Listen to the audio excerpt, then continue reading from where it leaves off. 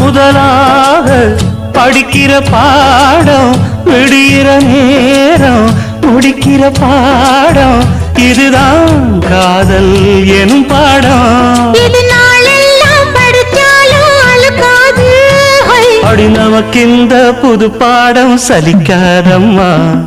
பள்ளிக்கூடம் போகலாமா, அதுக்கு புத்தகத்தை வாங்கலாமா. எல்லோருக்கும் நல்ல பாடம் சொல்லாமலே புரியும் பாடம். அடி மைனாவே மைனாவே மைனாவே வா. பள்ளிக்கூடம் போகலாமா, அதுக்கு புத்தகத்தை வாங்கலாமா. சொல்லி சொல்லி